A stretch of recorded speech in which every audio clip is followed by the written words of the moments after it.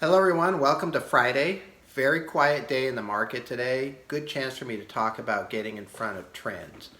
I take a chunk of money in the portfolios and I buy these very broad indexes so we can kind of cover all the bases. And I take the rest of the money and I try to put it in front of trends that I see that are coming.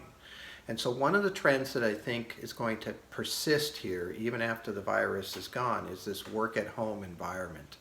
And so what's going to benefit from working at home and maybe what's going to not benefit from working at home? So obviously one of the things that's going to happen is people are going to want a better home. If they're in an apartment, they're going to want to buy a home possibly if they're there full time.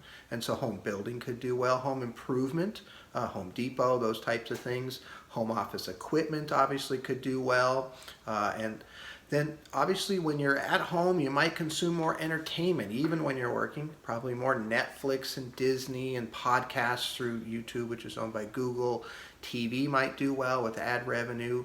Obviously, everything will have to move more towards digital, which is what we're seeing. So cloud storage, artificial intelligence and machine learning to analyze the data that's in that, video conferencing, software in general, cybersecurity, document storage, document handling, so like DocuSign, and home office routers and VPN like through Cisco, headsets to do your video conferencing, and maybe someday we even get into augmented or virtual reality for some of our meetings, so it's more like we're there together and we can see some of the clues that we're missing in the current video conferencing environment.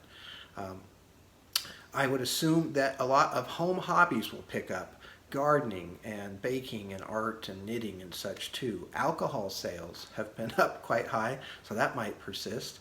And then of course casual clothes instead of work clothes. So maybe avoid business clothes retailers and you're looking at more casual clothes.